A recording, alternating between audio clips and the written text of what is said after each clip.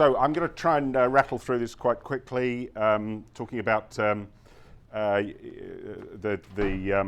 pricing that's been implemented by the Centre Theatre Group in Los Angeles. And before going into this, I should just say thanks to Jim Royce, the Director of Marketing there, for permission to give you this case study and for allowing me to use part of a presentation he gave last year. A little bit about Centre Theatre Group, for people who don't know it. It's a major theatre group in downtown Los Angeles, or most of it is. They have the Armanson, which is their biggest auditorium, where there's musicals, big shows. They have the Mark Taper Forum, which is more serious drama, runs of serious drama. And they have out in Culver City, the Kirk Douglas Theatre, which is their studio theatre. So we conducted a really very detailed study of CTG's pricing strategy, prompting introduction of a multifaceted dynamic pricing. And there's a number of different areas. They've got these very cool zonal business rules. They're leveraging donor value. They're doing dynamic price management. They're doing inventory control. And I have to say, I mean, I'd like to take credit for all of this, but they've taken our analysis and recommendations, and they've really run with it to create a really very sophisticated strategy. And they've now just implemented a new piece of software we developed called the Revenue Management application to fine-tune their approach. Just part of the huge range of analysis we did for them was a load more of these what we call hot seat indexes, which we did to create an evidence base for the development of strategy. We did hot seats for all three auditoria. Here I'm showing you the Armanson, showing seat preference by ticket type. So the subscribers, you can see the front, so this is the front of the auditorium, the orchestra, very popular.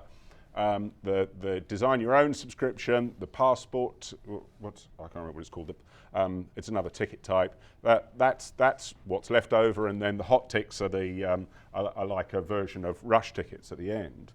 But I wanted to show you this because what people can get is largely a function of availability. It's a very successful auditorium, and these very hot seats here are extremely sought after, and this creates a big opportunity for them. I just want to show you, pick out the subscriber one now, and you can see what one of the key benefits for a lot of the high price subscribers is being able to get these center orchestra seats. But as you can see, not all of the seats go. So what do they do with the remaining seats? Well, they release them, but with very restricted availability, and they're only allowed to go to donors, which has a particular advantage for CTG, because most of the productions they do in the Armanson are with external producers, so that they're on a deal, so they only get 2 cents in the dollar when they sell a price at seat at an ordinary price. But actually, if they can get a donor to buy it without increasing prices, they get a lot, because of course they keep they keep the whole of $1 that they get from every donor. And so to help them maximize this, we also created another kind of hot seat index, which is the total donor value.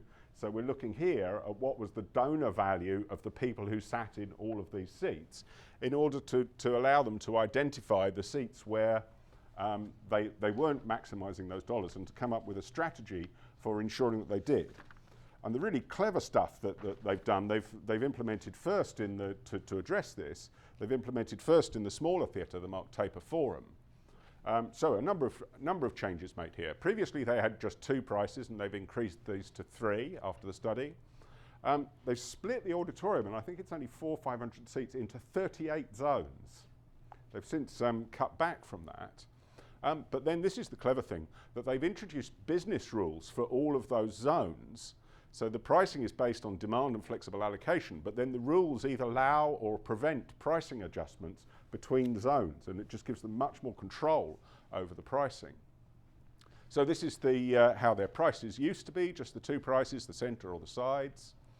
And this is them splitting it down into 38 zones. So using the price maps, that the hot seat indexes that we gave them, they split it right down into its constituent parts.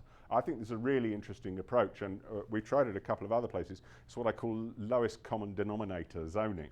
So you get down to the lowest common denominator of groups of seats, and then you can flex your pricing on those zones within the auditorium.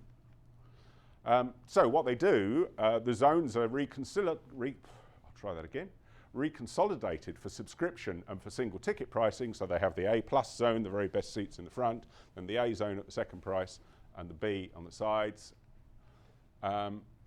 And then what they do is they can allocate to the development department the A plus and the B plus zones where after subscription are then handed over to the development department to maximize donations.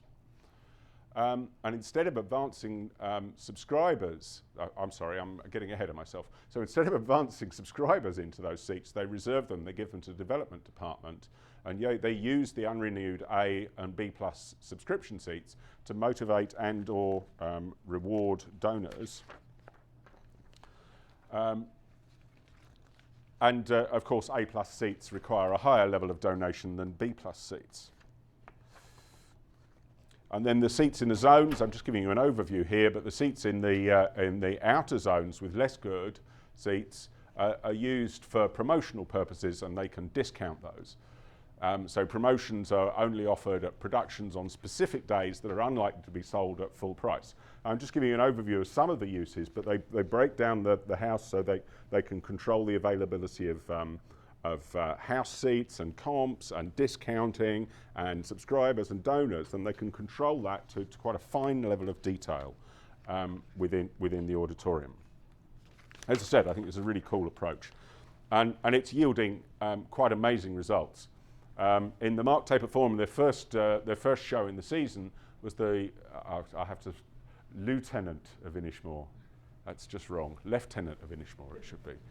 But the dynamic pricing, including the zonal approach, created an additional income of $69,000 on that one show. They've just started doing it in the Amundsen with the show they've got going in there at the moment, The God of Carnage. And so they released tickets for sale of God of Carnage before they had confirmed their cast. And then you can see who they got in their cast: James Gandolfini and Jeff Daniels. And that allowed them then to start increasing prices. And by press night, they had added $1 million from the increases in prices to that run, with still loads of inventory left. And I think one of the other interesting things they've done is managing the inventory. They'd actually held the last 2 weeks off sale at the end of the run to see how sales were going, and then they've introduced those at an even higher price. So they're really maximising revenue, and kind of echoing what Laurie's been talking about, but actually what everybody's been talking about. But if people don't want to go, you can't make them, and if you discount discounting doesn't necessarily work. But the opportunities to make more revenue is when you've got really, really strong demand. So I just quickly wanted to illustrate this Lieutenant of Inishmore.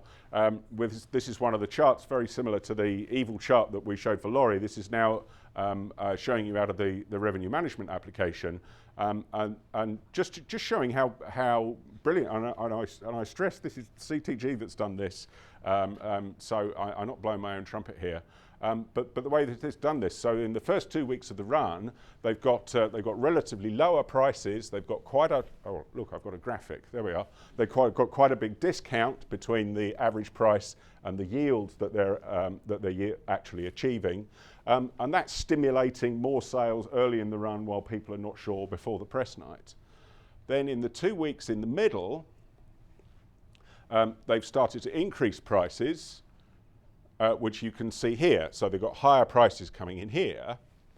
I should make the point here, but this is the start price. This is what this chart shows. This is the start price, and this is the price. So this is the price when they started on sale, and this is the price after they dynamically increased. So you can see that difference in price coming in there. We've also got a key metric here, which is interesting. So that's the start price. That's the yield. This is the price that they'd reached with their dynamic pricing.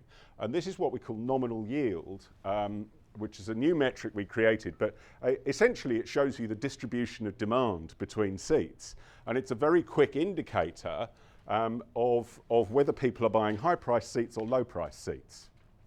And actually, what they've got is the nominal yield is very slightly below the average price, which is showing that it's the perfect situation, because what that means is that your pricing is just on the threshold of pain. So that means that when you get to the final weeks, as you sell more seats, it's the more expensive seats that are left. We see so often with organisations what happens is they sell their most expensive seats first, and the trouble is the more successful they get, they're forcing customers to buy cheaper seats. So the more successful they are, the more their yield reduces. So actually, this is a key measure, because what you're trying to do is set prices just a tiny bit too expensive. So if it goes really well, the nominal yield and the average price match up, and that means that you maximise your income in the final weeks of the run. And here you can see the income profile. So this is the income profile across the run, and it's growing as the show gets more and more successful. So you're absolutely maximising your income on the last shows in the run. And then the light blue down here, this is showing the impact of the dynamic pricing. So this is showing the net effect of the increases in prices that they made. So you can see it's gradually growing over the run. So they're really optimising both the sales and the income for this performance. Very quickly show you, we've also got a hot seat index in the RMA, so you can actually run them live. And what I want to show you about this, yeah, just about, there is discounting going on here because of the subscription, but you can see how few seats at the yellow there are in this very front section. So they've managed to maximise their yield on those very best seats. And then the discounting is more going on in the sides here.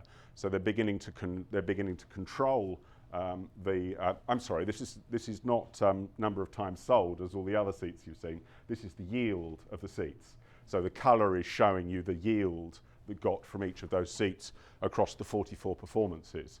Sorry, I should have explained that. So they're managing to maximise their income on these very best seats and only discounting on the poorest seats at the sides. Done. Thank you.